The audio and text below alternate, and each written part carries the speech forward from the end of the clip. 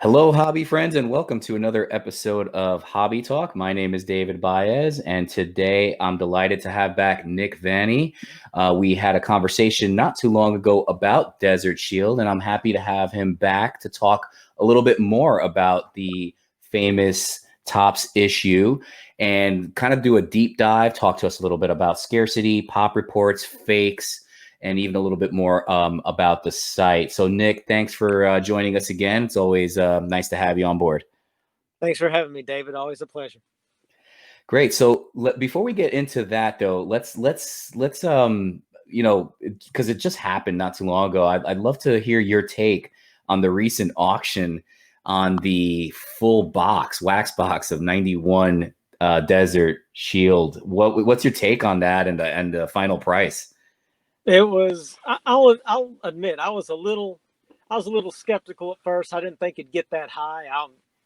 The last really didn't know what it would do because the last public auction has been several years ago. I want to say it was 2013 or 2015, and it went for 7,200. And then this one, I thought it would kind of stall out around 20,000, but it shot up and it went for 30,000 for a final bid, and that's quite amazing. 30,000. Yeah. I mean, you know what though? I want to reference, because me and you talk a little bit offline, but you hit the nail on the head in your response to me, in that when you look at overall product scarcity in that, let's call it generation of product, Mhm. nothing, and I mean nothing touches, Desert Shield. There's Tiffany, there's Score Glossy, there's some other like limited series out there, but nothing comes remotely close, in my opinion, to the current climate in Desert Shield. Is that a fair assessment, you think? Yes, it is, and something else about the box. I've I've talked with several of my friends and associates who collect the set heavily, and between all of us, we can only come up with maybe about six or seven, including mine, six or seven unopened boxes. I mean, there's just Wow. I'd say if you could find probably 20 out there, you that'd be a stretch. I mean, it's just that because Yeah. remember people had to open the packs to make the set, so there's no other way to get the cards. There's no factory set of these. Right. And then, take it a step further, you know, it's because they're identical on the outside, your sources need to be top notch. It's not to say there's not a box or two out there, and it could be like the card shop or the owner might not even know they have it because it just looks like they're regular 91 tops. The point is, it has to be from an absolutely reputable source that knows that product is truly Desert Shield, correct? That is correct. I mean, Yeah. you've got to know who it's come from, what kind of almost the history of the box, and that's really why I want to keep my box with my set because that in itself should be, you know, that's going to be a kind of a they complement each other if that makes sense. Absolutely does. Yeah. I don't want to be much of a speculator, but before we move on, I have to say it. Given that the numbers you just referenced in terms of quantity that's out there or that's known, plus the recent auction price, it's not far fetched to think that this will hit like 75K in the next like decade. It's inevitable, I think. I don't think so. And something that I asked that kind of makes you think. I know you dabble in the unopened. Uh, um, what's what's easier to get in your opinion? Would you 86, 87 Fleer basketball unopened pack or a Desert Shield unopened pack? Right. Yeah, no, that's the perfect reference because you're spot on. I mean, I could go on eBay and get an 86 Fleer pack right now. Good luck trying to get Desert Shield. Yeah, I know. And no, I mean, I'm sure there's no Michael Jordan rookie card in that set, but you got your Chipper Jones, you got a very early year King Griffey Jr. So Yeah, and you there's got some classics like Nolan Ryan. yes, oh yes. Yeah. So great stuff, Nick. So let's go ahead and dive right into it. So we've had a lot of offline and great conversation regarding everything from understanding truly what the pop report is on Desert Shield, as well as understanding fake. So I'm going to let's call it pass the mic over to you and give us a little bit more info, please, on pop reports and what you're seeing out there. All right. Well, and this is probably true not just for this set, but pop reports in general. And I'm sure you or any of your listeners know who have dealt with any type of population reports, they're pretty much all skewed to the upside. And I'll use one card in that set for an example. There's the number 5 card. It's a Cal Ripken Jr. record breaker. It's generally a very hard card to get in a 9 or above. It was one of those that was made off center, surface issues are on it, so it's a tough one. It's a tough one to get. So right. and I have a couple of PSA and BGS numbers to put in perspective. So for PSA, as of today, there's 226 total Ripken record breakers that have been graded. And I just went from 8s and above for this kind of example. So there's 128s. There's 3 8.5s, 29 9s, and 2 10s. Wow. And then for the BGS side, there's 37 total graded, 12 8s, 10 8.5s, and 3 9s, and no gems. Wow. So, no 9.5s, no 10s. No 9.5s. And remember, there's no 10 of any card from BGS in this entire that's ever been graded. So and you're talking about all 700 plus cards. There hasn't been one 10 ever. No BGS 10 out there. Good Lord. Wow. So yeah, I mean, BGS is notoriously difficult with their grades. So I mean, I shouldn't be super shocked, but given how many cards there are in the set, I would think there was at least one. Yeah, I'm trying. But here's to show the scarcity. So you think to yourself, okay, so that's what's out there. Well, for example, let's look at the 9s, for example, for PSA side only. So there's 29 9s, and then there's 2 10s. Well, of those 29 9s, six of those 9s are the same card, and I'll explain that. On one of the sets, the person sent in the card, got a 9 back. He broke the card out. He sent the card in 6 more times, and finally, on the last time, it became a 10. So that skewed right there. I crossed over one PSA 9 to a Beckett 9. So that one, there's another 9 that's gone. And then I know of someone who has used to be a 9. He broke out the PSA 9 and he sent it back up. It's at PSA right now. And this is the 4th time it's been up there. So you're talking just between us 3 individuals, that's 10 9s that are not there. One of them's a 10. One of them's a Beckett 9, and the other one's sitting there to be graded again.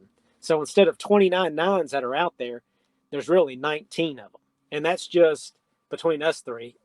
How many others, have been broken out to be, to try to get the elusive 10, or how many of those 128s have been broken out to try to get the elusive 9? Because you've got to remember, PSA up until recently didn't have half grades. That's why you see not too many 8.5, 7.5s out there, because they used to not do half grades for a while. So if you look at that, you can see that the pop reports really, instead of 226 graded, you're probably looking at a little under 200 total real cards that have been graded out there. Another good example that I use is a John Smoltz, number 157. There's actually 157 total PSA graded cards out there of that one. And there's 14 PSA 10s. Well, one of those PSA 10s, I personally broke out and sent to Beckett to get a 9.5 for my set. And there's only 3 9.5s out there now. So instead of, for someone who's looking for a Smoltz PSA 10, there's not 14 of them out there. There's 13 of them out there. And that's only from what I know. I don't even know however many people have done that. And I'm sure a lot of people have broken out cards to try to get higher grades, and the pop report will keep counting them, and it'll never remove them from the set and remove them from the pop report unless you send the card in to the same grader and they break it, and then they themselves grade it a higher or lower grade, and then they'll take the old number out. But that doesn't happen very often. Yeah, and that's an important detail, because we deal a lot with this in my world of unopened, where we look at pop reports and you think, all right, well, there's 9 of this rare pack, and it may not be the case because, you know, in our case, it's more rippers, you know, that are opening up the packs and doing like live rips. Yeah. There might only be 2 or 3 out there. So the number's very, very misleading to your point, and can make it even more difficult to kind of put the complete graded set together. Yes. And for that one, there's 128. Well, how many of those 120 were broken out to try to get the 9s and came back 8s again? Right. So, you know, now a card's getting counted twice. I would venture to say, instead of 226 total for PSA, you might have 180 out there total. Yeah. And it's not just 9s either. I mean, I know people don't generally break out PSA 10s much, but I'm one of your exceptions. You know, that skews things a little bit. I know another example I used was Bo Jackson. I tried to I broke out a 10 Bo Jackson, sent it in, and unfortunately it came back a 9. I'll be happy to report I did find a 9.5, so that's good. But yeah, at the time, so there's another one. That one's not a super low pop one. I think there's around 40 something gems out there of that one, but still, you know, there's one less. So Roger Clemens is another one that I broke out to get a 9.5. So, and that's from a 10, of course, right? On the Clemens. 10, yes. And then there's a couple others, and it's not just Hall of Famers. I think another one was Casey Candley. Yeah, Casey Candell. Yeah. Sorry, I mispronounced his name. That was one that I just so happened to see it for a good price for a 10, and I thought, well, it should at least make a 9. So, which it did, but I broke it out and sent it in. So, some cards, it's just, you know, if they're a good price, and I'll pick them up. So. Yeah, and I'm noticing on your Candell, you know, the centering was a 10. That's probably one of the toughest subgrades from Beckett, right? Is the centering? Yes. I think I have about 10 or 12 cards in the set that have a 10, just a 10, 1/10 subgrade. That's it. Yeah. So, and as you can see, a lot of those other 10s, I mean, they're just minimum gem 9.5. So, again, I don't know if you've heard it said, I'm buy the card, not the grade. So. Right. Yeah, no, these are some great examples. I mean, I'm even seeing here you have a record breaker, Ryan Sandberg, that just looks amazing. It's a great card.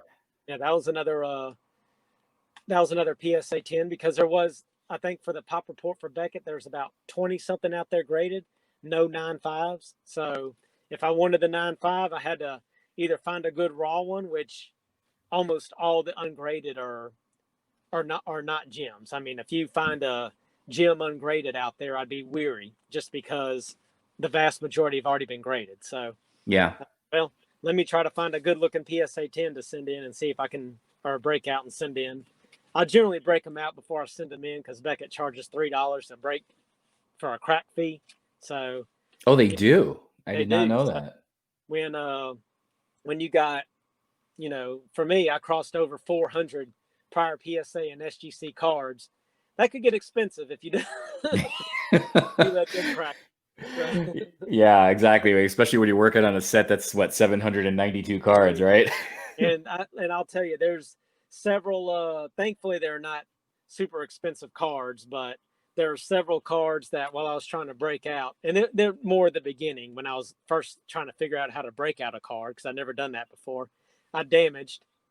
One of them was Frank Robinson PSA 9. I was trying to break out and ended up scratching the card and turning a 9 into a 5. So. Oh no. So I didn't even bother putting it in. So. Yeah. That's why you should. My daughter threw one. Well, didn't throw it, but knocked one. Another PSA card out my hand. Thankfully, it was a common, and it went down the stairs and broke open, and one of the corners got smashed so much it wasn't even worth me sending it in. So there's a that I've unfortunately took off the market, not in a good way. Yeah. I've been not a scarce product, but yeah, I've been the victim of a let's call it a child incident with my slabs back in the day when they were babies. Yeah. But I mean, for total, I think between Beckett and PSA, there's about 70,000 total graded. Right. And let's realistically, I mean, just shooting from the hip, I'd take 15% of those off. Yeah. Because especially the big ones like Chipper Jones, how many of those nines were a 0.5 from a 9.5 for Beckett and got resubmitted? How many of those PSA 8s or 9s, looked sharp enough to try to bump up a grade and got broken out and resubmitted? I mean, Yeah.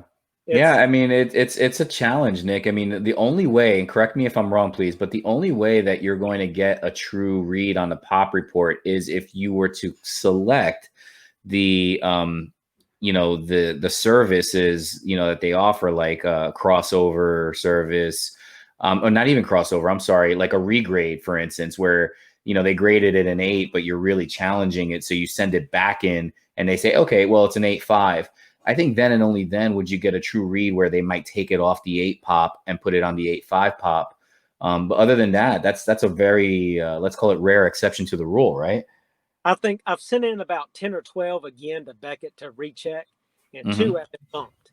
And it was only a half a grade bump, and they were both went from 9 to 9.5s, and the serial number changes, and the old serial number goes away. So the pop report in that case is updated and correct. But Right. but Yeah, if but I again, that's few and far between, to yeah, your point. The cracking, which is the more commonplace method, in the hobby, it skews those reports, and it makes it that much more challenging to understand how scarce or rare your card or unopened or whatever your item is, right? correct. And I Yeah. mean, even if I do a cross grade to say if I send a Beckett 9 to a PSA to get a PSA 9 and PSA switches it, I don't think they're going to go send us a little label back to Beckett to say, hey, update your pop report. They just don't have time for that. Yeah, you read my mind. That was my next question to you was, do the authenticators talk to each other? And you pretty much hit the nail on the head. Even if they wanted to, I think they're so crazy busy, all of the authenticators right now, that they wouldn't, I just can't see them, investing the time to do that. No, I don't either. And in fact, I've actually sent, I tried at one point I sent back about 80 PSA flips, 9s and 10s that I broke out to PSA so they can update their pop report. And that was almost 3 years ago, and they still haven't. And I know they haven't because several of those cards were low pop Yeah. And the cards numbers remain the same, right? remain the same. And I mean, Yeah. and Yeah, I that's concerning for sure. That's especially with a collection like yours. Again, going back to the scarcity of it, it's really hard to gauge how many are truly out there. yeah. So it's just a safe bet, especially when you're Hall of Famers that they're just 15% overdone, Yeah, especially those 8s and 9s, because people want the top grades and they'll just keep breaking them out and resubmitting. Because Mm, especially if you look at the Chipper Jones, there's just even for Beckett and PSA, there's just not that many 8s and 9s out there. There's just not that many cards out there yet. They're showing these pop reports combined almost 1,000 cards, but there's nothing else is even close really to that. And I know that's the main yeah, card to get, but it's just so skewed that that it's been broken out a lot and resubmitted. yeah. No, excellent point. There's another layer to all this too, Nick. Right? And again, correct me if I'm wrong, but we kind of dabbled with it in the first interview that there are unfortunately slabbed fakes out there. So that is another element to the pop report, correct? That's correct. In fact, just a few numbers off my head that I've seen. We we found we've actually found 3 BGS fakes, and if just kind of shooting from the hip, there's probably close to 80 to 100 PSA slab fakes out there. Mm-hmm. And at SGC, we found several chippers and that were fakes, and of those, a lot of them were 9.5, like high grade chippers that were fake. Yeah, I would think that chipper would be the biggest culprit. To your point from earlier, it's just the most sought after and most valuable card in the whole set, correct? Yes, that and the King Griffey Jr. are the big ones, and the King Griffey Jr. is actually that's a hard card. It's generally off center, and it sometimes has some surface issues with it as well. So Right.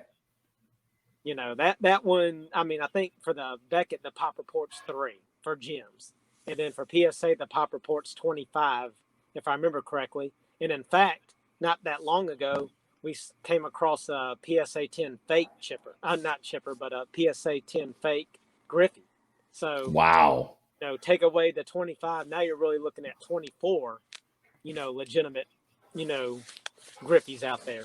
Now, with all that being said, uh, nine, if I, 95% of the graded cards out there by Beckett and PSA or Mm-hmm. more are legit. So don't let that, scare people from starting the set if they're interested in collecting the set. But Yeah, absolutely. I think it's just more important thing to note yeah, and educate yourself on. And outside of the world of Desert Shield, I mean, look, unfortunately, fakes exist everywhere. If you're an 86 Fleer fan, that is a very common and popular one to everything from the packs to the cards themselves. There's a ton of fakes out there. So it's like anything else. If you're going to invest, your hobby money into a set or a card, it's good to understand as I like to say, the good, the bad, and the ugly of that set. absolutely. I mean, if you're about to go spend, because right now, um, the Beckett 9 or a PSA 9 King Griffey Jr. Desert Shield, you're looking at about a $900 to $1,000 card, and if you're about to spend that, you might want to do a little homework, or find other means to authenticate the card, or make sure you're getting what you're paying for. Well said, and this is probably the perfect opportunity. I just put my screen up. We referenced it briefly in the first episode, but I apologize. I don't know the name of your partners, but it's a group of you guys that put this wonderful site together, BNC Authenticators, where they and I'll let Nick talk more about it, but they help to safeguard understanding what if you do have whether it's raw or slabbed, a legitimate Desert Shield card. So Nick, if you want to, kind of talk a little bit more again about the site itself, please. Sure. So yes, we do graded and ungraded. So let's just say you have a ungraded card that you're on the fence on buying, and say it's a couple $100. Well, you could take a picture, a close up. You don't even have to send the card in. A close up picture or a screenshot if it's on eBay or another site, and send it to us. And I mean, we have different membership levels and pay as you go, but we're talking for a couple of bucks. We'll authenticate it and get you. And generally, the turnaround time is extremely fast, and we'll get it back to you saying, "Hey, this is a questionable card, or this is a legit card. You're good to go." Yeah.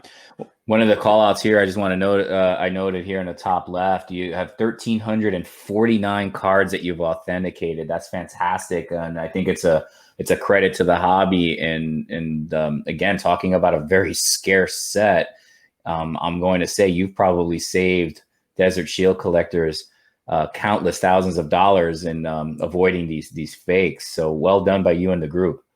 Well, thank you. And actually, that counters for graded cards in our database only. It doesn't include raw. Oh, okay. Good to note. So that Yeah. and now the big difference too, if it's a graded card, we'll same thing applies. Give us a picture of it, of a up close picture of the shield. We'd also need a picture of the serial number as well. And then Right. what we'll do is, once we authenticate it, it's either questionable or it's authentic. Whatever it gets, we'll then load the serial number into our database.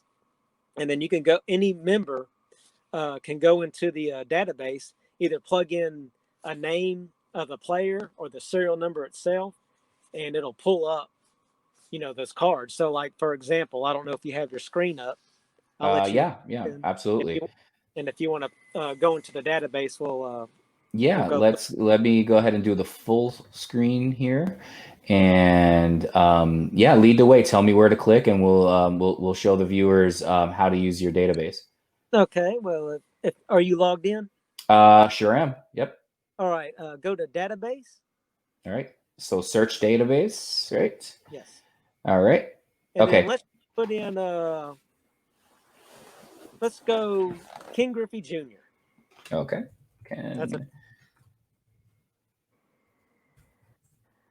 All right, Ken Griffey Jr. And here are the results that came up.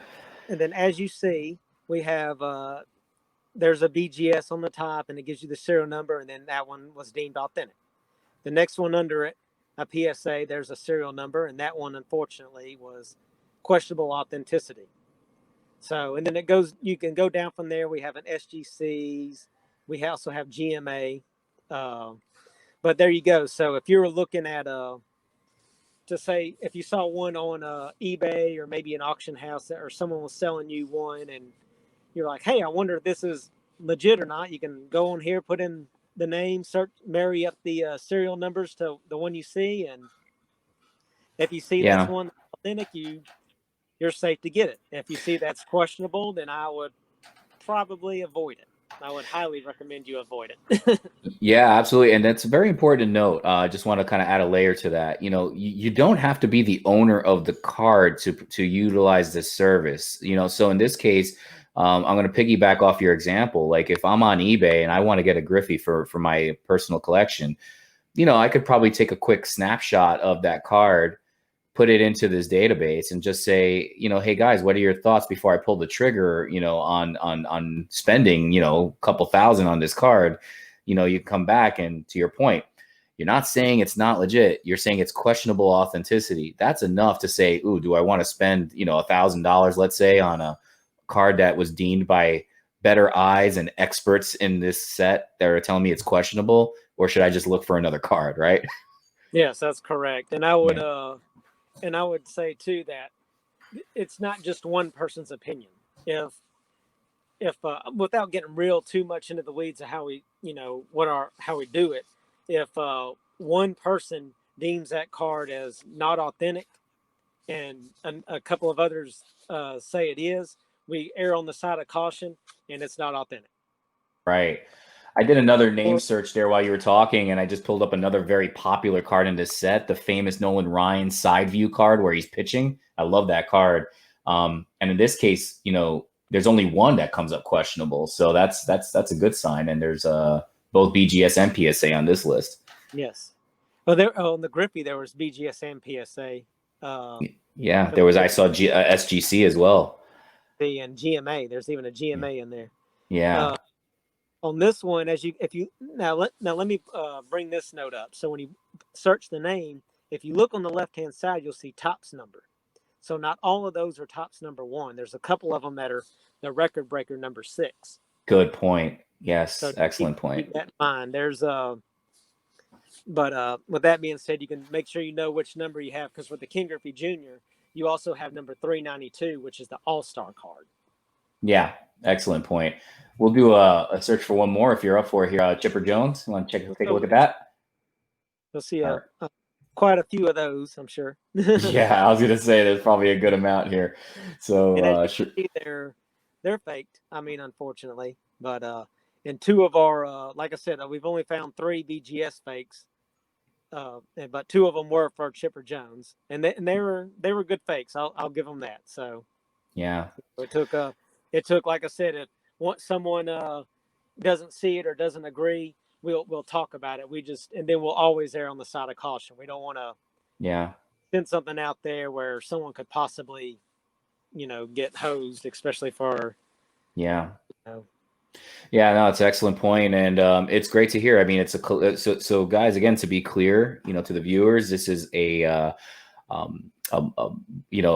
effort from multiple experts, including Nick. It's not just one set of eyes, which is perfect, I think, in a situation like this, because even the best expert from time to time, there's not 100% margin. No one's perfect, you know, so it's always good to have a second and even third set of eyes, right, looking at something that you might have just missed, you know, that particular day. So it's great. I think it's a fantastic service that you and the group are providing. Well, thank you very much. I appreciate it. Yes, and again, there are minimum 3 people look at them, and if one doesn't agree, it does. You know, we're going to talk about it, or it doesn't get. You know, we're going to get a consensus, or it doesn't get put in as authentic. It'll get questionable. Yeah.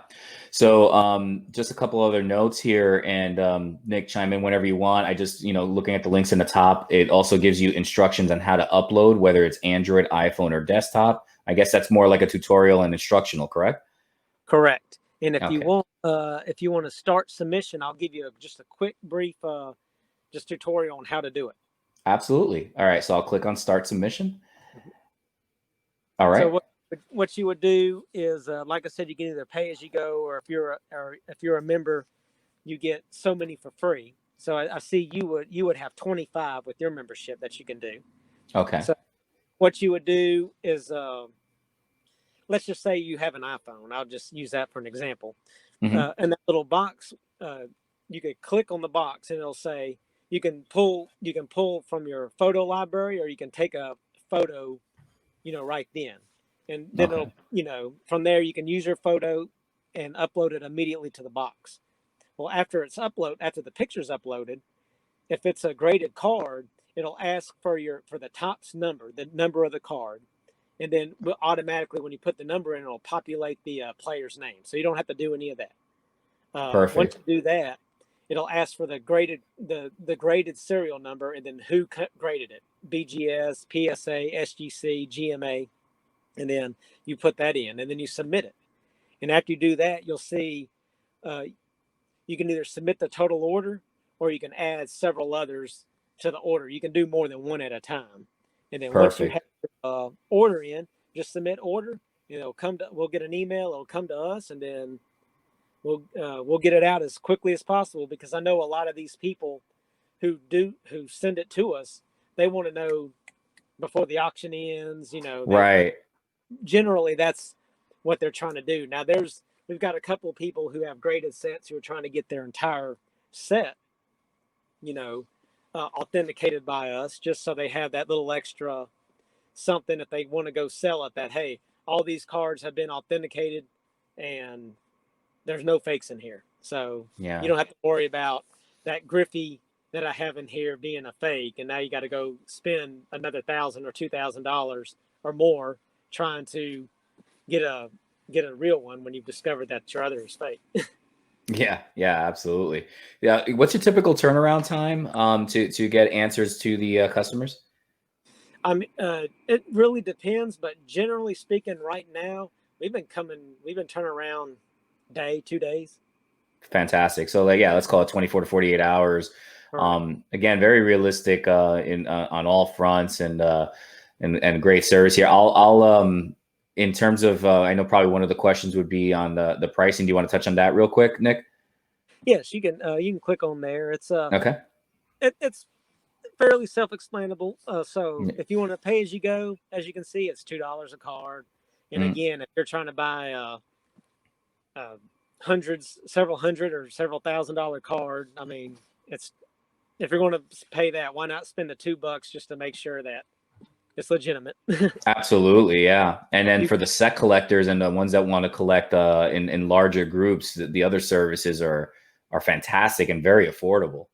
Yes, and I plan to get my entire set in here as well, and so does our number one PSA set. He's getting all his authenticated as well. Oh, that's right. And I believe that's George, right?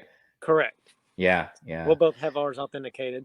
We also have, we see our other memberships now. With some of those, we have giveaways too. So, for example, we recently had a free giveaway of one unopened Desert Shield pack, and we put all our members' names in a hat, proverbial name in a hat, shook them around and drew, and we gave away a free pack of the unopened Desert Wow. Shield, and that was That's from that's bronze not your through platinum. average pack, Nick. No, I know, and that was from bronze through platinum grade. So if you were a member, I mean, for a $30 membership where you actually get a service, you also get an entry into a free drawing for a free pack. So that's not bad. That's one hell of a giveaway, and that's great that you guys did that. Amazing. So great stuff overall, Nick. Is there anything else you want to touch on the site before we move on to the next question? No, I think I mean it's fairly simple. I mean, we didn't want to make it too too complicated. And Mhm. there's always, you can always reach out and email one of us if you had any other questions. But Yeah. it's, like I said, fairly straightforward. We'll be doing random drawings and giveaways for our members. And anytime, as you can see, your first interview with me is posted on our main page. As we get Yeah. new other stuff, we'll post others on there. So, and eventually Great. we do want to do like a little store on it, to where we would sell, Desert Shield products on the site. And the good thing about that is people would know anything you buy from us have been authenticated, and they're not, they're Yeah. 100% You don't need to use the service in that case. So if you see an unopened pack on our site for sale, it's a legit pack. It's not going to be a not surprise, a 1991 regular Tops pack. Yeah. Yeah. And No, great. I've What's bought a that? couple. I've taken a chance on eBay a couple of times, with $15-20 Tops packs that said they were Desert Shield, and when I opened them, they were just Tops. I mean, Yeah. anything you see on eBay like that, I would seriously question. If you don't Right. seller. Yeah, I think the storefront's a great idea. Again, given your knowledge and expertise, whether it's slabs, raw, or packs, it makes sense for you and the group to do something like that, because it just takes the element of confusion out of the equation for someone who's more of a, let's call it, rookie level on the topic, like myself.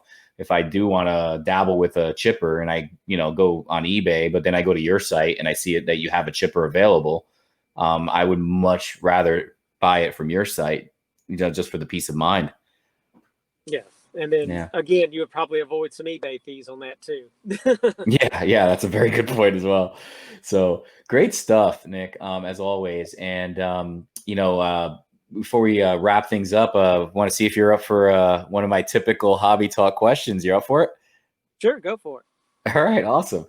So, what's the one item in your collection that you sold that you absolutely miss the most right now? Whew. Ooh, I caught you off guard, didn't I? Yeah, I know I sold a lot of stuff when I got out of the hobby in 2007 before I came back in, but none of those I really just super regret. Actually, though, one of them I do regret that's fairly recent was my Beckett 9 King Griffey Jr. I was able to get one back in 2017 for around $125. Wow. And yes, and it was in my set. And then I finally found the 9.5, which I upgraded. Well, I foolishly, I was on the fence about keeping the 9 just as an extra. I said I might just want to keep it, but then, I still hadn't finished the set yet. I still had to grade several hundred cards, Right. and let me just go ahead and sell some extras so I can, help pay for some of these others. And I ended up selling it. I ended up selling it for double what I paid for it, and thought, hey, I did good. And now, like, literally, you can go search sold listings. I mean, you're looking 800 to 900 to sometimes $1,000 for these PSA and Beckett 9 Yeah. Griffin. And I'm just thinking, if I'd have kept it, I'd have low end sold it for $800 now. Low end. Yeah. I Happens to the best of us, my friend. and I'm kind of looking for some now that the set's done, and I can kind of branch out and get some more extra stuff, extra cards. I'm Yeah. actually looking for some more BGS 9 Griffies, and they're just not out there. I mean, I know they're gonna get scared. Yeah, it's gonna get tougher. Be good for the future store you guys put together too, would to get them now. and I wish I'd have kept it, but Yeah, in the yeah, end, I ended up completing the set, and that was at the time my main goal, and now it's yeah. And you notice how I phrased the question. I didn't say regret more than miss, because I there's very few regrets in the hobby. You had a very good reason for selling it, and theoretically you came out good on it. It's just the market's the hobby market's so difficult to gauge right now on what's when things are going to plateau. But ultimately you did it, and you did it for a good reason, to help you with your bigger cause. So not bad.